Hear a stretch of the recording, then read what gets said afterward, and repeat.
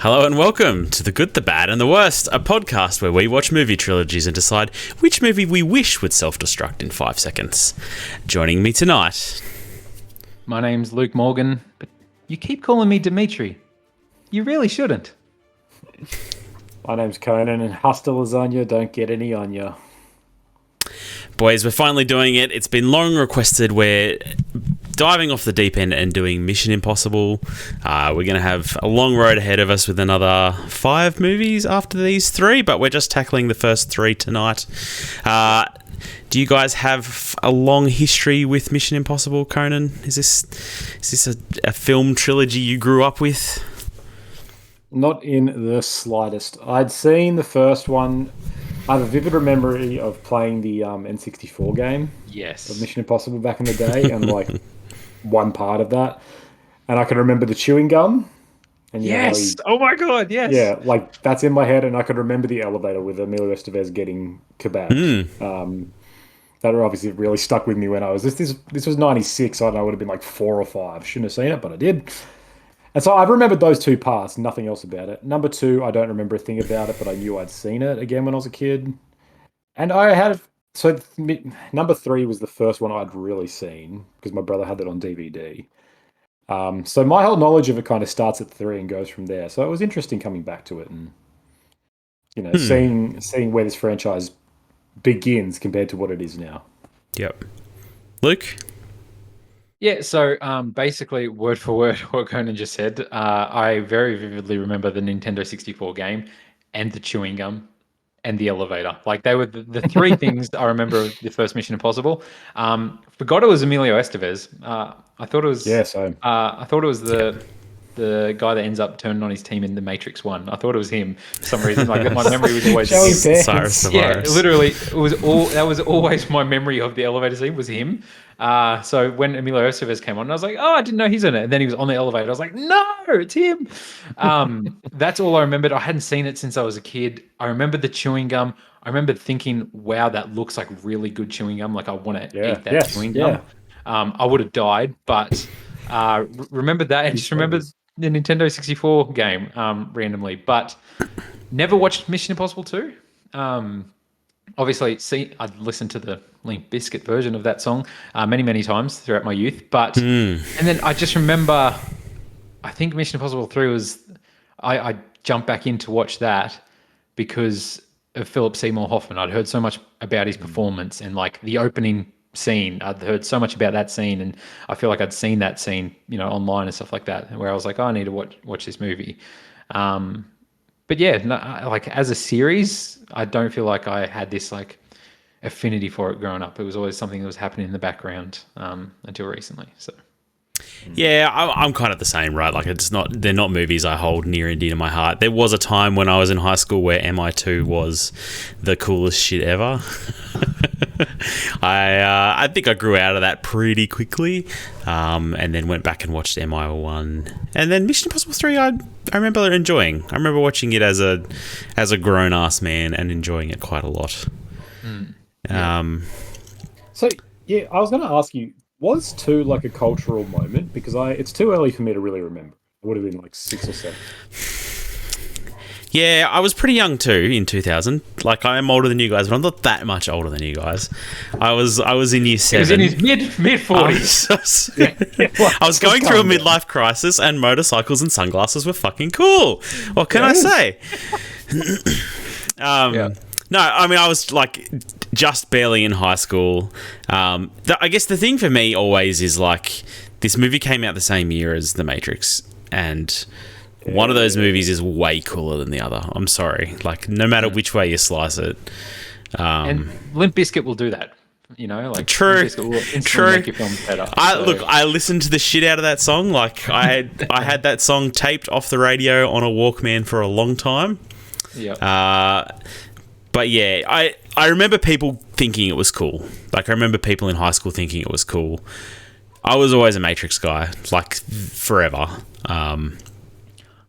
I remember seeing and hearing so much about Mission Impossible 2, even like, you know, when I was young and it was coming out. And I guess it was probably just because it's set in Australia. Like, obviously Australia are probably promoting the hell out of it. Like, oh, like now this one's set in Australia. I remember seeing so much of the marketing from it. I remember seeing the posters everywhere.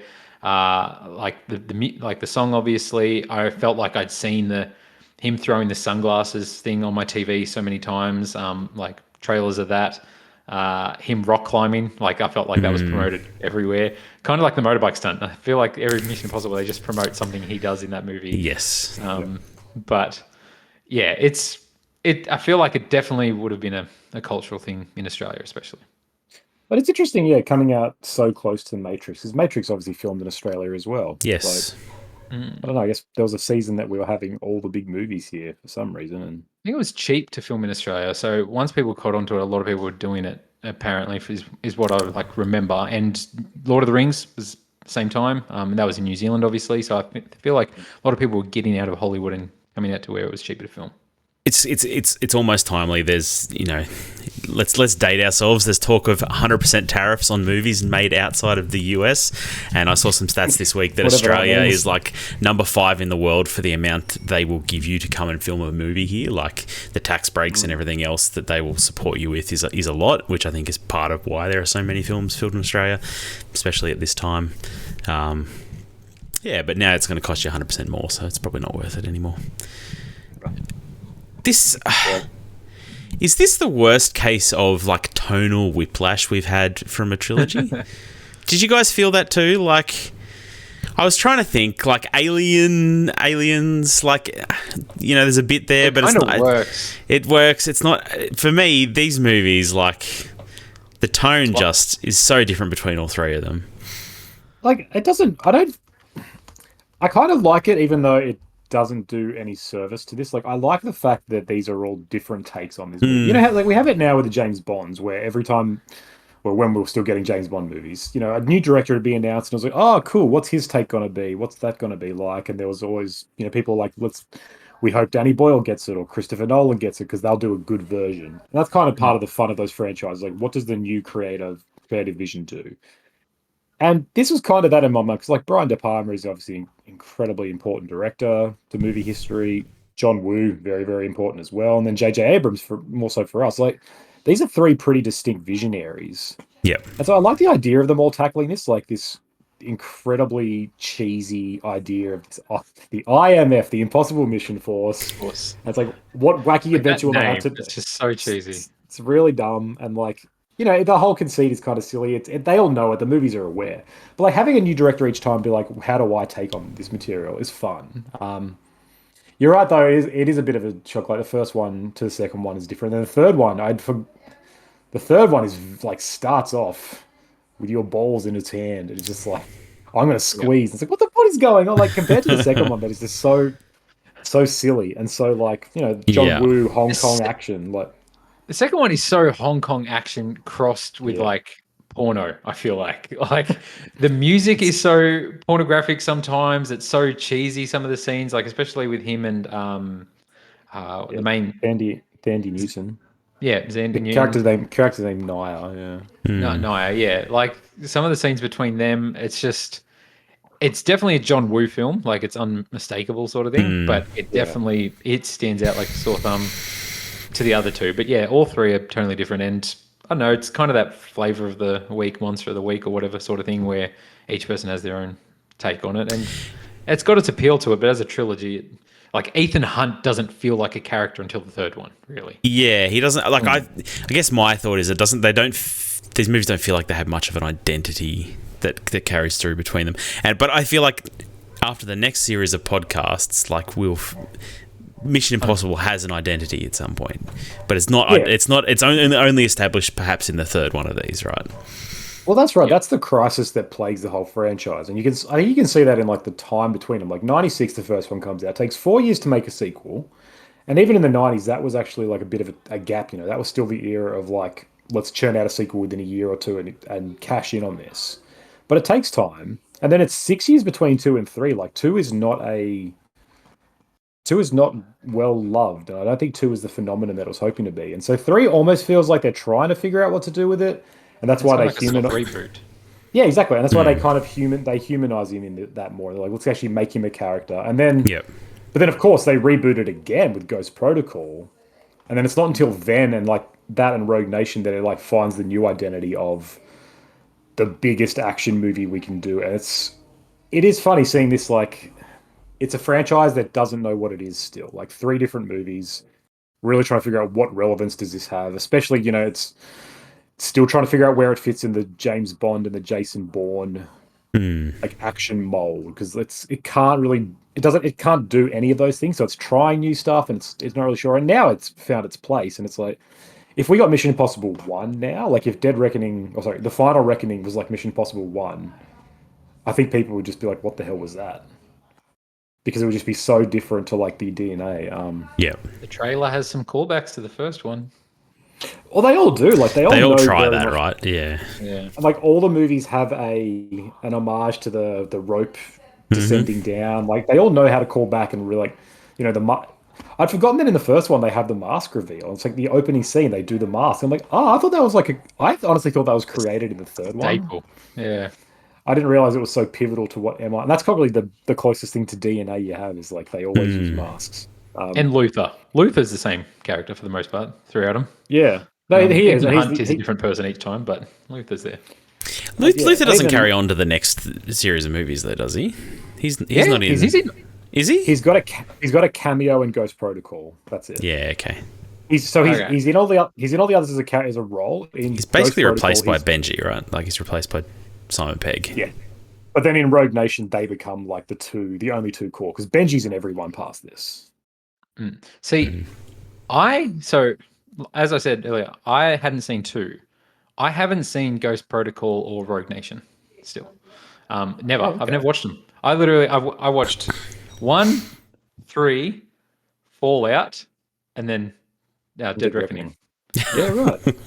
It's a weird way to do it, but It I mean, I watched Fallout because Henry Cavill, like, shotgunning his fist. I was like, I'm there. He grows a beard. I need to watch this. Like, so that's what got me in, and that really hooked me. So, yeah. Fair enough. All right, let's get into some stats. Stats. Nice. Mission Impossible 1, released in 1996, had a budget of $80 million, made $457 million at the worldwide box office. Mission Impossible 2, released in the year 2000, $125 million budget, made $546 million at the box office. And then MI3, budget of $150 million, made $398 million at the box office. All of them big money spinners. Ooh, yeah. Like bigger return than 3. Doing pretty well. Yeah. The return on 3 is smaller than they'd want, yeah. Obviously, critical reception is different, but yeah. Yeah, critical reception, Metacritic has MI1 and MI2 at 59, MI3 at 66. Yeah, I don't know. I disagree with that. I'm not sure. I don't understand what was going through people's mind in 2000. I mean, in 1996, maybe. Like, I thought this movie was big and people really liked it in 1996, but I'm maybe coloured by history. I'm not sure. No, I remember. Well, I knew that the first one was not like a critical darling. It was like it had a lot of skeptics. I didn't know why because it's so culturally relevant. Watching it though, I'm like, it's got a lot of problems. Like I think the biggest one more than anything is it's just really confusing. Like its plot is very kind of nonsensical and all over the place. And it's hard to follow because there's that big reveal in the first one where John Voight is telling Ethan what Kittredge is doing, and Ethan's narrating it back, but he's actually showing John Voight doing it. And it's like, what am I seeing here? What have I missed? There's a scene cut out or something. And that's meant to be that way because it's trying to be like an old Cloak and Dagger spy mystery. Yeah. But like, I think rightly so, critics are like, this is confusing. This is silly. This was an adaptation of a cheesy 60s TV show. Yeah. And even to this day, people are still skeptical of that, right? Like there's still the sense of like, do we need this? What's this really going to do? How can you elevate this? Yeah. Do you guys feel like the first Mission Impossible at least is like is valuable to like? Do you know people who love that movie? You guys hadn't really seen it, or like we hadn't really have any fondness for it, like. Because I do feel it's one of those weird things. Everybody knows what it is. It's probably got the most iconic theme song of all time. But no one I know has really seen it or cares for it. Like, no one's like, yes, love the first one. People are just like, yeah, it's all lukewarm. Like, we'll get into it, like, obviously in a later podcast, but it's like, I was so surprised at like how not well Dead Reckoning did at the box office. Like after the success of Top Gun Maverick, Tom Cruise, like it seemed like cinema was back and Tom Cruise was like leading this thing. And I was kind of expecting Dead Reckoning to be this thing as well. They'd booked out all these IMAXs for it, and it just completely bombed at the box office. And it feels like it's not there in the like the mind of the like Moviegoers, pop yeah. culture. Yeah. Well, like, but then like Fallout, Mission Impossible Fallout did incredibly good business. So it's even stranger with that in mind. It's like the Yeah. one straight after it, when Fallout was the best performing of them all. Like it's I told you. Henry Cavill. it's just Henry Cavill's gun Gun arms. fist. what it is, That 100%. made that movie go viral, man. I saw that movie talked about everywhere as it was coming out. I only knew that was a thing because of Deadpool and Wolverine, just so you know. Oh, really? I had no idea that was a meme. Like, because even the camera like angle, it makes it look like he grows a beard when he does it too. It's like anyway. I was super excited to see what happened. All right, yeah. let's talk about Mission Impossible 1. An American agent under false suspicion of disloyalty must discover and expose the real spy without the help of his organization. It's a pretty good setup at the start of this movie. Like, you get Emilio Estevez, you get all these big name actors. You kind of expect them to be the team that you're going to watch throughout this movie, and then one by one they just kill them off.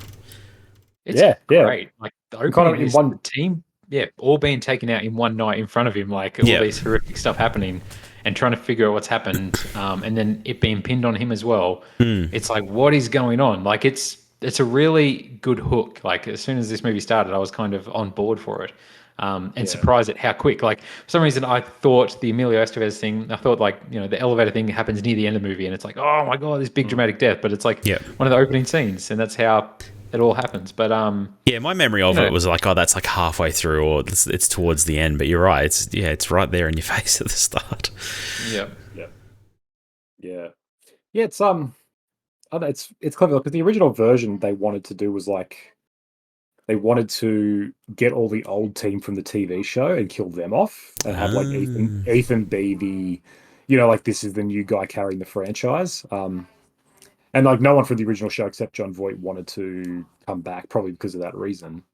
But yeah, it's a cool choice, right? Yeah, like having this new like this is what Mission Impossible is now, and you can see that from this. It was never like Tom Cruise assumed the role. He was from the beginning meant to be this franchise. It's like he is entirely Ethan Hunt is just purely Tom Cruise, and it's like this is on his shoulders. There was never a sense of like let's see where this goes and maybe we'll change the character. It's like no, this is all based on one guy and it's all dependent on him. Yeah. I didn't know there was a TV show. So there you go, learn something new. Really? Yeah. Oh, there. Okay. Did not know that. So John Voight was the main in that, was he? He was a character in that. I'm not. Jim Phelps is like a character in the show. I don't fully know what the role is. I mean, the show's from the '60s. I should have asked my dad. Actually, I don't know if he ever watched it. We should have watched that before.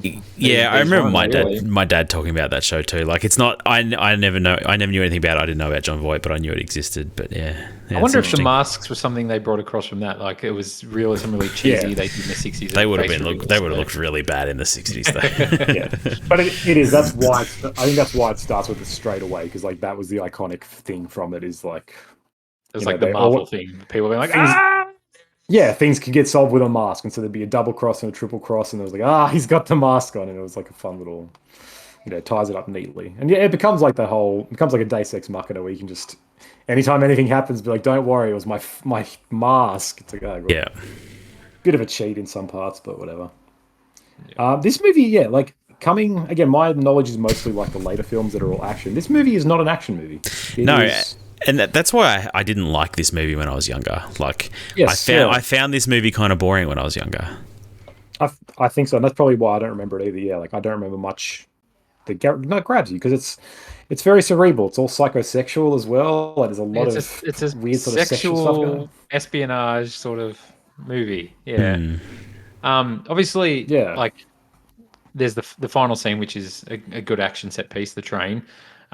Which I'd remembered as well, and the laser scene. Obviously, I think everyone remembers, but I didn't necessarily remember it as the first Mission Impossible. It was just like, Mission Impossible laser scene sort of thing.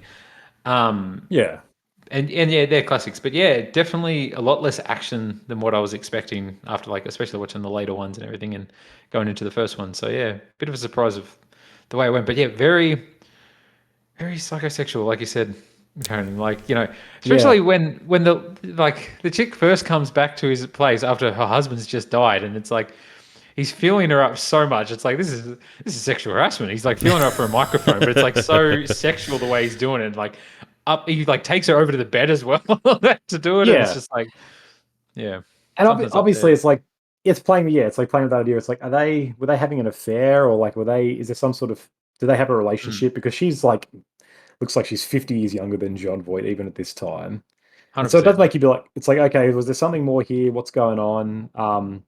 But then like it doubles down. Like when he meets Max, and it's Mm, like their whole first interaction. It's like she is just like she is salivating over him, and yeah, there's like so much like she's twice his naughty age, but like talk. there's chemistry there. It's like, okay, this is like I don't. It's just it's an interesting way to do it. Yeah, like this spy thriller is much more about like the sort of sexual political game of cat and mouse almost, rather than anything else. Mm. Like Mm, in this. And like I haven't seen much Brian De Palma stuff, so I don't know. But from what I've gathered, like that's very much his thing. Like he's made a lot of like psychosexual thrillers, and it's a big point of interest. And it's a clever way to sort of view it, I guess. Like this game of identity swapping and exploiting people and trying to like spies is just essentially lying and pretending to be someone else, and like the sexual element of that is interesting. Of like, yeah, everyone's just trying to have sex with everyone else. yeah. Mm. The laser scene is awesome. Like it's still really good In the vault, yeah. Jean Reno up in the like the crawl space with the rat and everything like that, and just sweating and struggling to lift him. It's really good tension. Even though I've seen this scene like 1,000 times and done in other things 1,000 times, Yeah. it's like it's still super tense watching it. Like, oh my god, he's coming back right now, and like the knife dropping. It's just done really well. It just Tom Cruise's like wire work there is what makes it, right. Like 100%. his athleticism is on full display, and it's a lot more subtle than him like jumping off a cliff on a motorcycle or climbing the tallest tower in Abu Dhabi or whatever he does in later films, right? Like but it's still very impressive, and that scene is just incredibly tense. It's just because you're right. Like it has been done to death. Like every single comedy has a scene that riffs on this. It's a constant joke and gag. And so I was expecting when it comes up to be really just like, oh god, yeah, I've seen this, but it is still super tense, even though you know exactly what's going, like where it goes. Just the way they have like the sort of the decibel like graph where if you make too much noise, so you can visually see when it gets dangerous. Yep. And like he's got the sweat that's constantly dripping, and it's like, where's that gonna fall? Shows whatever his name, Jean Reno or whatever his name, Yeah. up in the vents, like he's just like struggling. Yeah. Just Yeah. yeah, incredible way of like cutting, and then that's intercut with the guy coming back where he's like And got to not time having to his go code, back to the bathroom. and he's Yeah. got to go vomit, and it's just like it's just really well made to just like make you feel super tense in it. I don't know why. Obviously, my memory's mixing up with like probably all the films that try to copy this and stuff like that, or just Mr. Beast videos that my kids watch all the time. I don't know, but like I picture for some reason my memory of this just had so many lasers everywhere that he was kind of maneuvering around and like moving through lasers. Yeah, you're thinking of that Catherine Zeta-Jones film, right? Like that's the one where Probably. they parody the lasers all the time. What's that movie called again? Don't know. So, No, I will Don't know, but find it. I had this thing that he's like is it Resident Evil? Entrapment. doing. Entrapment is the movie with all the lasers where she sexually avoids them all with Sean Connery. Yeah. And I thought it was Tom Cruise sexually avoiding all the Yeah. lasers. Like that's just what my brain did over the years, obviously. So I mean, Yeah, they both no, got that's- Ving Rhames in them, so that's probably the connection there. But there you go. Look at That's that. it. Luther's there. It's Luther Cinematic Both Universe. times. Yeah. It's funny, yeah. Like Tom Cruise is like, despite all his athleticism and how great he is, there's that great scene in the hotel where he's on the internet and he's just getting exhausted, And he's like just sitting there typing things in chat rooms, and he's like stretching his neck, and he's going to stop and take a break. And it's like, God, This is the hardest work I've ever had to do. Yeah. like this is the hard yards, guys. But I love it because it's like obviously 96, and the way they talk about the internet, they're like, he's like, you know what, I'm going to access the internet to do a search, and it's like, who did this? And he's like, oh, okay, getting into the real nitty gritty now. The scene is so rough where he's like types in like Max to find them and just like contacts their emails. Like, oh man. Yeah, and like it has the whole animation of sending the email where it's when he's like, yeah, damn. Email was a foreign concept to a lot of people back then. Like, I get that feel, Tom Cruise, every day at work. Send an email, I'm like, oh man. Like that's it. In '96, I guess, like your average house didn't have this. Your average person had no interaction with the internet, and so seeing him like finding someone anywhere in the world and sending messages would have been kind of like, it's like science fiction almost. Yeah. It's perfect for a spy movie. It's like, whoa, imagine what spies can do. It is just hard. It's hard going back to it. I remember, and like I had these like nostalgic memories watching it. I remember as a kid thinking, oh my God, like look at this tech. Like when John Voight's on the plane and he gets the cassette video and like pulls up the little screen in front of him, I was like, this is like mind blowing. Like what kind of like crazy technology do they have here? What is the internet? I don't know. Theirs doesn't even make dial-up sounds. Like what is going on here? So yeah, like it's just a sign of the times. Yeah.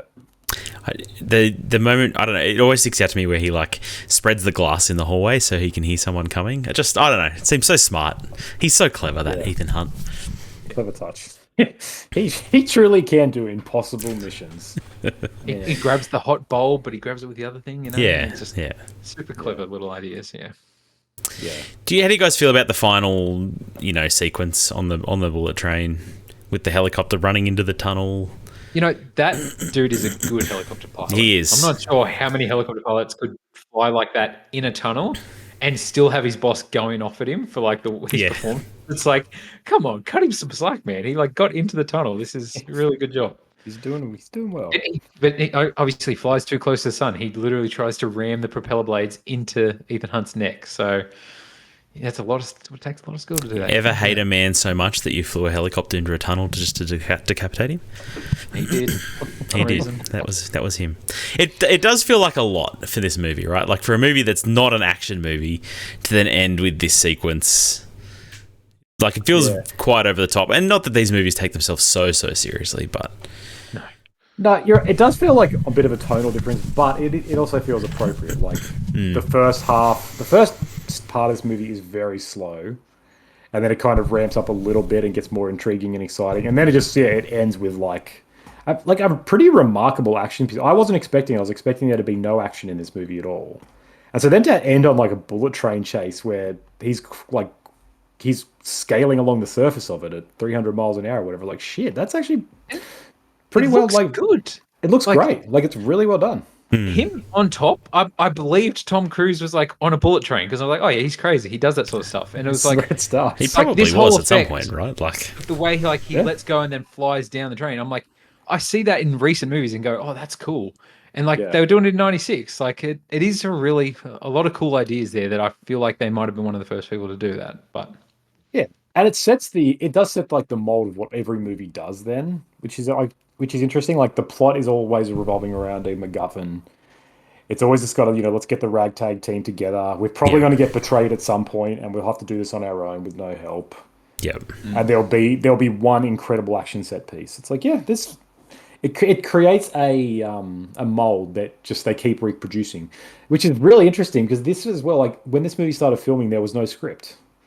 And like we hear about this now as like as a pejorative, where a Marvel movie shooting with no script, and we're like, oh, it's going to be shit. It's just going to be a mess of CGI. But this was something they did as well. Like this movie started filming, there was no script done. They were working on it, and like during filming, there was notorious talks of like De Palma would call up at like 2 a.m. and be like, we need to do this, we got to change this, can we cut this? And I think he was the one who pushed really hard for this final scene. Like he wanted something big, and he wanted it to end with a bang. And the other writers, I think there's 3 writers, Zalian and Kep. Or maybe it's the producers, I don't know, but they're like, nah, we don't want, it's going to blow out the budget, we can't do it. But he's like, no, it needs it. It needs this big set piece to like cap it off. And like made the right choice. And it's kind of remarkable, like this movie, despite how confusing it is, it still comes together as a pretty cohesive piece. Yeah. All right. Any more to say about MI1? All right. Mission Impossible 2 came out in the year 2000. IMF agent Ethan Hunt is sent to Sydney to find and destroy a genetically modified disease called Chimera. You know what's interesting? Like, we all know the Limp Bizkit song, but there was also a Metallica song made for this that never plays in the movie. But in the Yeah. clip, like, because in the clip, it shows them playing on top of the rock, and it shows footage from the movie.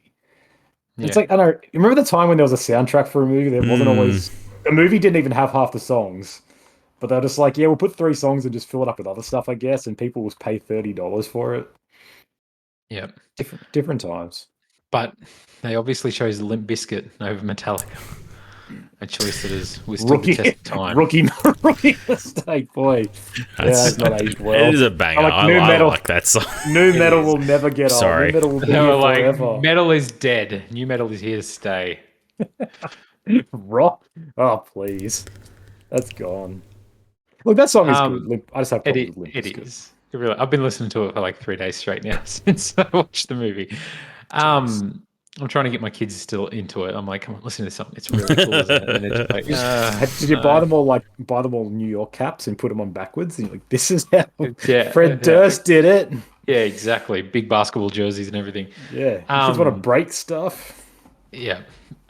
So yeah, this movie is different. Oh, yeah. It's different. First of all, holy GoldenEye, that car chase Yes, scene yes. is a 1-for-1. It's like frame for frame. It's Frame for crazy. frame. And not even that, even the music that starts playing, I was like, this is the music from GoldenEye. Where it's like ding ding ding ding ding ding ding ding ding. I was just like, this, Yeah. and I feel like it's the same cars, and I was just like, did they watch GoldenEye? Like, we need to make it cooler.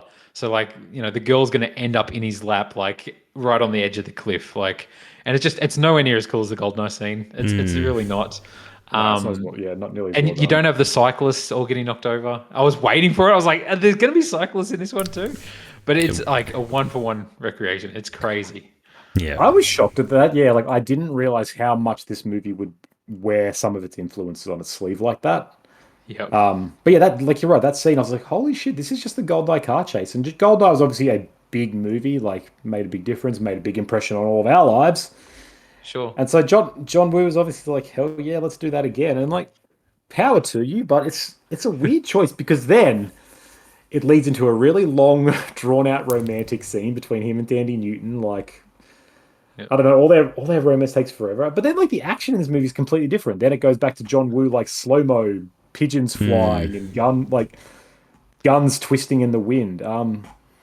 Yeah. The movie's just a weird mashup. Like it has no identity, despite like John Woo being a pretty distinct voice. And I don't know why. I don't know anything about the story. I don't know why he did it. I don't know if there was issues in production, but it feels like there was a lot of messy. It just feels like a mess.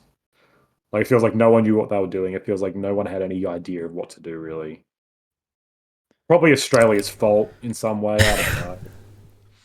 It's weird. It's weird how much Australia is in this movie. Like, at the end they're racing around in Ford Falcons, and I'm like, oh my goodness, that like is the most bogan ass car. Why are terrorists driving around in Ford Falcons? Anyway, Yep. It's great, right? it is great. You're right. But it A lot of doesn't shots are just feel Sydney, yeah. Australian, though. No, and like You're right. it's not meant to though.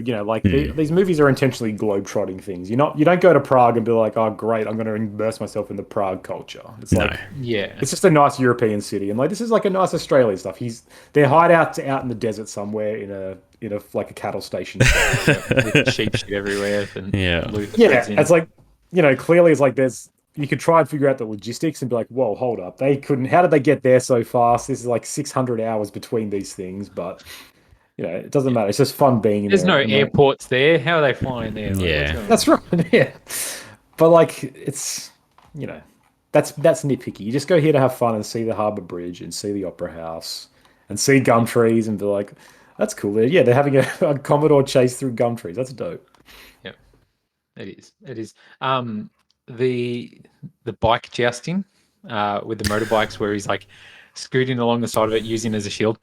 That's pretty badass. I got to admit, like that's pretty cool. That's a standout. The scene where they choose to jump off the bikes and like Tackle each other. each other is it's up there as one of the best scenes in the whole movie, but it's also just bizarre. Like, yeah, but it's cool though. It is. Cool. It is kind of cool. Like, there's lots of cool flourishes here. Like the whole opening with the climbing a mountain is really cool. It's this guy's a badass. He does heroic things. He's a daredevil, whatever. Sometimes like when John Woo goes full, like pigeons, like I said, in the air, and someone's diving through the air shooting guns. Like it's so like over the top that it is kind of charming. So there's moments that do work, and like the jousting, good example. The problem is then just like, I don't know, this movie's like 2 hours long, and it just goes on, and like it feels like 3. It feels. I fell asleep in the middle during the warehouse raid or whatever it is. I can't even remember, but yeah, they kind of do he does another infiltration right into the yeah. Like this, he's got to get something. This movie feels like it lacks that big set piece that the other two quite clearly have, right? Like, I think it's supposed to be that infiltration, but it doesn't feel as good as any of the other ones they do, right? Like it's just No. I don't know. It's missing that. It's I don't know. It spends way too long trying to like make you care about their love story, and like as if him and Thandie Newton are genuinely in love, and it's like, I don't know. I guess maybe that was a criticism of the first one, is like there wasn't enough humanity, but then it's just I feel like it's the wrong choice of like, let's show him trying to fall in love and really care about someone and make the mission personal. Like, yeah, it just becomes a race because there's so many scenes of them just talking and being like really flirting. It's like, okay, I don't need that. Where's the mission? Where's the impossible mission? Yeah, I don't mind the horse racing stuff with her taken out of his pocket and trying to like do it discreetly and stuff like that. It's kind of tense. The opening scene's pretty cool in the plane, when they take down everybody, very Bane-esque. But yeah, there's not much to like in this movie, and it just feels like it drags a lot between its good moments. Yeah, for a movie with so much action, like it is just really boring. There's just a lot of like really drawn out gunfights that aren't well done. I don't think aren't compelling.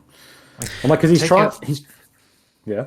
I was just gonna say, take out the romance, make it 1.5 hours, action, and then make it an unmistakable John Woo film from start to finish, and you got a good, decent film. That's the thing, like, because John Woo has that genre, like heroic bloodshed. That's why he became famous. Like movies like Hard Boiled, where it's like these long, overdramatic like gunfights of people just spraying bullets down hallways and doing slow mo dives. Like Max Payne's inspired by that. Like it's it's really influential. People love it, and like they are really fun. Like Face Off's got lots of it, and that movie kicks ass. Yeah, but it's just one of those things. I can't even necessarily tell why it doesn't work here. But the whole time, like none of this is working. It's just not. It's not compelling. It's not engaging. I don't know if he's pulling it back, trying to ground it in realism more, or if it's like, was he shackled from being way over the top? Because all those other movies have a real sense of humor about them. This one doesn't really have that humor. Like it's got the softness with him and the love story, but I feel like it's never really like it goes full silly the way he probably needs to. Do you think is it Tom Cruise's fault? Like, is he the right actor for a John Woo role, right? Like, he's not a Nicolas Cage. He's not a John Travolta. He's like, I don't know.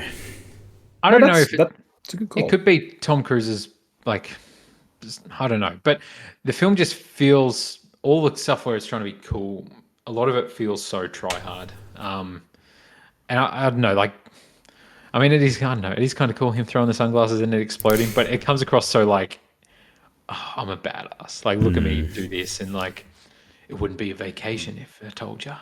And throws the sunnies. It's just, I don't know. So much of it seems try hard. Yeah, no, it just doesn't feel. I know it doesn't feel authentic. Like, and that kind of, I wonder if that's part of it. He's hired to make this franchise movie, and he's like, all right, I've got to try to make a John. He would probably be like, I've got to try to make one of my movies in this franchise frame, and so there is a natural sort of. Naturally, there is like a fakeness to that where you're trying to make something to fit something else versus how do I make just an interesting movie? Maybe it's longer hair. I mean, the hair just feels like it's there for the slow-mo, right? Like, Yeah. Literally, we grow it out. We need some slow-mo shots. Yeah. So, grow hair out. No, Tom Cruise with long hair is great. I love it. there's lots of flips in this movie. Like, the amount of times Tom Cruise did a flip to kick someone was quite impressive. And that's a John Woo flourish, right? But Yes. I don't know. It felt like a lot. It feels really like, because then I noted, I was like, okay, let's see if he does this in number 3. Like, did he look? Is this his fighting style? Is he a karate master? But no, never does it again. Like, Yeah. never again does anything like that. And it's because he's in his prime in number 2. He gets older. You can't do that stuff when this is him. he could do it now in his prime. he could do it now, probably. You're right. He could kick a man's head clean off now if he tried. It's coming in the last one. Final reckoning, baby. That's the stunt. They're like, Tom Cruise is going to try and kick this dude's head off. He's gonna actually kill a man on camera. He'll play before every movie for like 3 years, like him doing this spin kick to this stuntman's head. We found a death row inmate. And Tom Cruise just went for it, man. Like day one, he's there, like kicking heads off. Full method acting, yeah. All right, let's move on to Mission Impossible 3. It came out in 2006. IMF agent Ethan Hunt comes into conflict with a dangerous and sadistic arms dealer who threatens his life and his fiancée in response. Man, Philip Seymour Hoffman really elevates the villain role of this movie, of this franchise. Absolutely. Like, I think that's what's missing from 1 and 2 is neither of them have a good villain, right? There's the John Voight turn in the first, which is fun, but John Voight never gets to cook. Number 2 has just an atrociously bad villain with like the arms dealer boyfriend who's just got no personality. He's got nothing going for him at all. But then Philip Seymour Hoffman is like, holy shit, he's terrifying. From the get-go, opening scene, what a way to start the movie. Like, you're on board from the very get-go. And I feel like not only for this series, but I feel like this was maybe in a time in cinema where after this we sort of started seeing like, I don't know, cool villains where it was like, oh, the villain performance is really good. Like this actor's performance as the villain. And I feel like that talk, at least in my life from like, my involvement in the film industry, like came around that time. Like I just remember there had been a lot of buzz around Philip Seymour Hoffman's performance in this movie. And like, when I thought back of number 3, the only thing I remembered all these years was like that scene that it starts with. Like that's the scene I remember all these years later. And yeah, he's so good. He's really good. Yeah. Like I say, it starts straight away. Like it's a shock from the first 2 where they start kind of slow and fun and get you into it. Whereas this is like, it's Tom Cruise getting interrogated and someone gets shot in the head. Yeah. It's like 6 minutes in and then it plays the music. It's like, well, am I supposed to be having a good time here? Because I've just been traumatized. He wasn't rock climbing. What is this? Like, what sort of intro is this? That was traumatic. Like it's kind of trite now, but it's like a ballsy choice, I think. Like, and like it's the J.J. Abrams of it all. We shit on J.J. a lot because of what he's gone on to do with Star Wars rather. You do, and Star Trek. Go on to shit on J.J. Abrams. I'm a J.J. Abrams fan. Yeah, I must admit I am a bit too. Yeah. No, I'm a big. I'm a big fan. I mean, we as in collective. Oh, the culture, the world. Yeah, the culture. Like JJ's a bit of a. He's tarnished now after Rise of Skywalker. But like, this is the thing. He became so famous for a reason. Like, he's incredibly talented, and he had kind of that distinct, gritty sort of. I don't really know how exactly you do it. Like, he's not overly unique in what he does, but he just has sort of a. He embodies like this era, like this sort of the more grounded, dirty franticness. Like there's a lot more shaky cam in this one, a lot more sort of. You feel like you're there with Ethan doing it, rather than watching theatrical gunplay or sexual espionage. It's like you're right there as he is getting beaten and he's running and he's doing stunts. And like around this time, we got Casino Royale in the same year. This becomes a shift in the action stuff, and like post Jason Bourne, where we have to be more into that. We have to be more grounded and more like intense with it. But taking this franchise that way, I think is like a really smart choice. I don't think people liked it. I feel this movie is kind of the black sheep of the franchise, which is unfair because I think, everyone knows number 1, everyone hates number 2. Ghost Protocol is the beloved reboot. and then 5, 6, 7 is like, oh, that's what it is now. This is kind of the weird forgotten one, I think, because and like the numbers say that, this one made a lot less money than 2, and I think it makes less than Ghost Protocol after it. Like, and I don't know why. Yeah, I mean, again, I wonder if part of it is like in that time, we've got Jason Bourne, so maybe Mission Impossible's outdated. Casino Royale's coming at the end of the year, so people are waiting for that. Like, yeah, maybe you're right. I like for me, this is the Mission Impossible that made me actually interested in Mission Impossible. I'm the same. For me, but yeah, you're probably right. And it's weird that it's like it's not that high on IMDb either. Like critically, it was received okay. Yeah, but there's the J.J. Abrams. Like, it's hard to overstate. Like, he was big at this time. Like, he's coming off of Alias and Lost, and like he's just about to go do Star Trek. Like, yeah. I think he's taking over Hollywood. Like, this is his rise to power. That's what's interesting, because I don't think J.J. Abrams had the taint on him like as he does now. So it's like interesting that this didn't do better at the box office or critically, because I know a lot of his stuff was loved and was doing well then. Like, it did well. Obviously, it made a profit. And critically, it did okay. It is the highest rated of the 3 we're reviewing tonight. But yeah. Probably not by as much as it should be. Like I'm not comfortable with the distance between 2 and 3. These fair. No, it should be more. Yeah, it's like, because this is his first movie. I mean, look, this was a time of this. As we talked about the other week, Rock and Roller came out at a similar time and was criminally underseen despite being the best Guy Ritchie movie. There was something in the water in 2006, 2007 where people just weren't watching good films. Like, I don't know. All these great pieces of cinema lost because of... All true, yes, truly classics. True classics of time.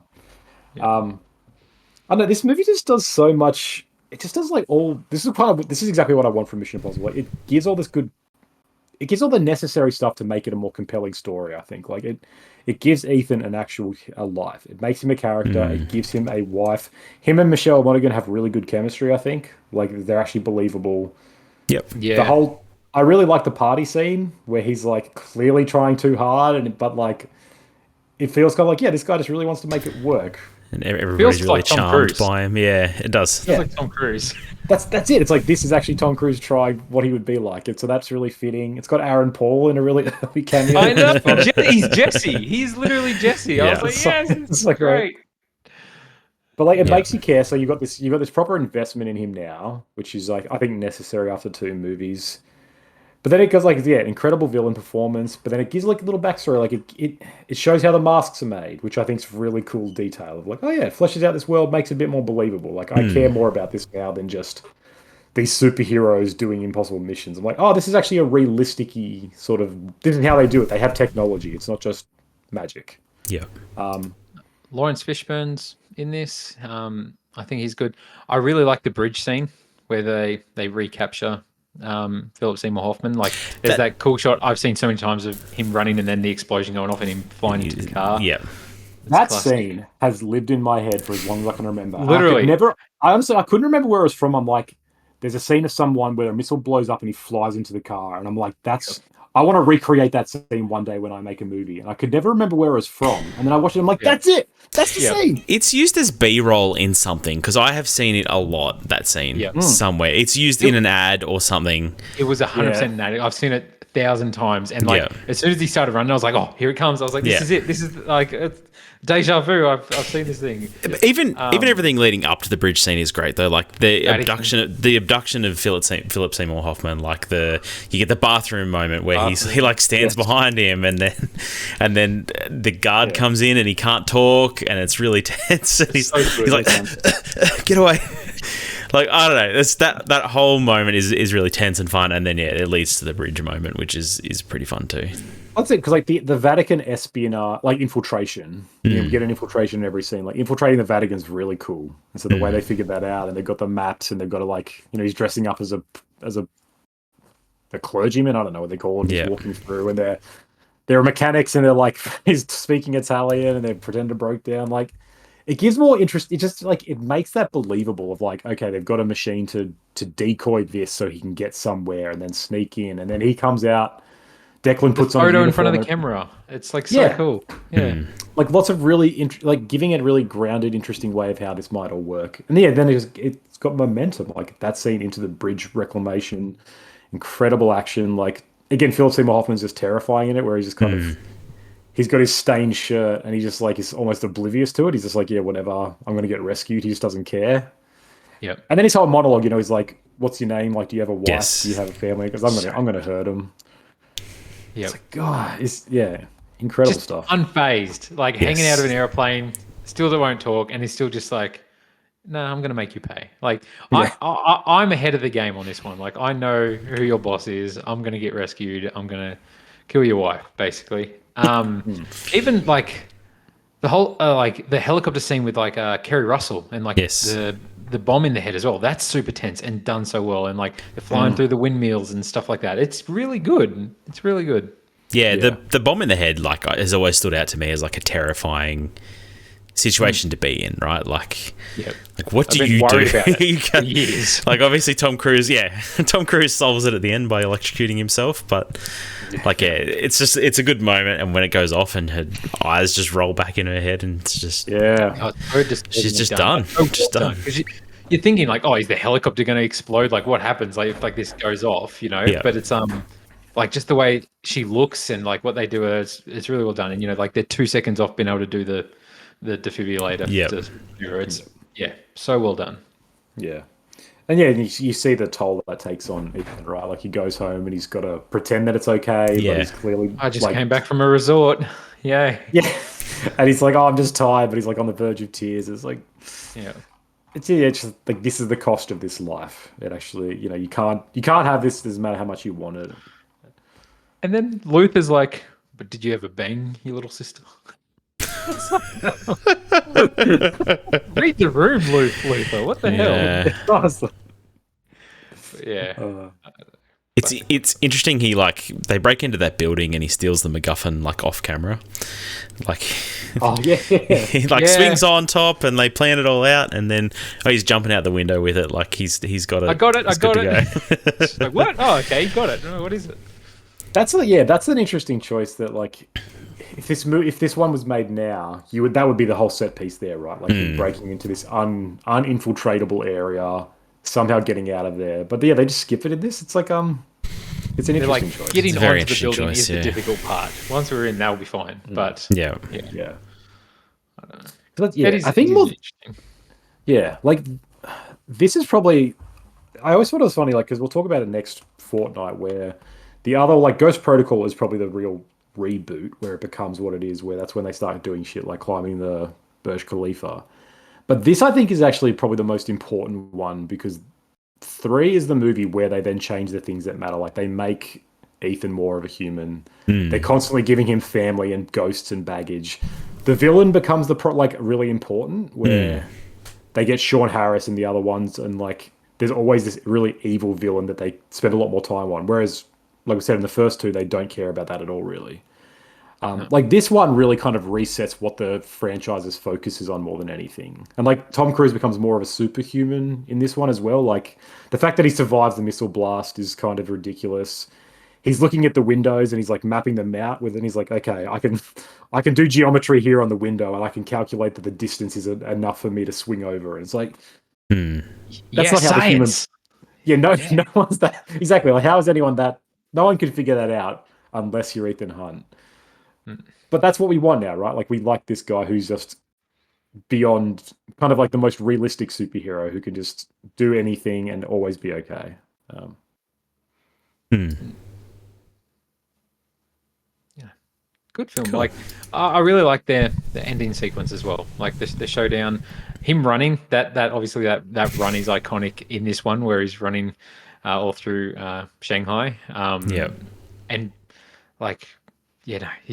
He runs really well. He's a good runner, and he's got to run. It's in his contract every film. Her shooting the bad guy as well, and the fight with Philip Seymour Hoffman. It's really well done. Yeah. That whole final showdown is really good.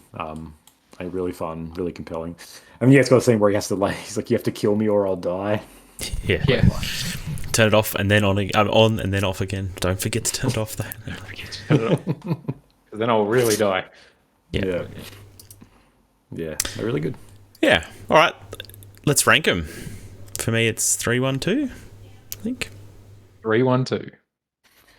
I'm so glad. I thought I was going to have to come in here and argue. I don't know. I was Really? expecting you guys to. Yeah, I was expecting you guys not to like 3 as much for some reason. No. But absolutely, yeah, 3-1-2, without a doubt. 2 is a big pile of shit, and It is. It is. 3 is good. This is kind of garbage. Yeah. 1's classic for its things, but yeah, 3 is a standout. Like the more I think about it, I'm like 3 is a really good film. Like I really enjoyed it. Like I didn't get bored. The twist got me. Like Philip Seymour Hoffman, really elevates it. I feel like, and so did the supporting cast as well. Like everyone's really good in this. Jonathan Rhys Meyers, he's really good as well. Like as the team member. Yeah, 3's easily the best of the trilogy. Yeah. The only problem is, sorry, I should have mentioned, like him and Maggie Q don't really get anything to do. They're just kind of like the faceless. They're the faceless teammates. They're just like they're there, but they don't have any character development or anything. But the lip reading. The lip reading's really good as well. Yeah, that is a pretty fun moment. Yeah. Nice little detail they add in. And introduces Simon Pegg, who becomes important. It does. Simon Pegg is always good. Yep. All right, that's the first third of our Mission Impossible podcasts. Next fortnight, we're doing the next 3, which is Mission Impossible Ghost Protocol, Rogue Nation, and Fallout. Yes. And then we'll finish it off with Dead Reckoning and the Final Reckoning. And then we'll rank them all. We'll rank them all. We should. We should rank them all. And we'll rank the theme songs as well. Man, Limp Bizkit, number 1. If they bring Limp Bizkit back for the Final Reckoning, that'd be great. Oh, God. Or Metallica. Metallica finally get their say. They do a version finally. All right. Thanks for joining us for the good, the bad, and the worst. This podcast was brought to you by Conan's Books, The God Grotesque and The Taste of Iron. Check them out on Amazon. Grab one to read. They're great. Give us ratings on Spotify and iTunes, and we'll catch you next fortnight. Peace. Bye.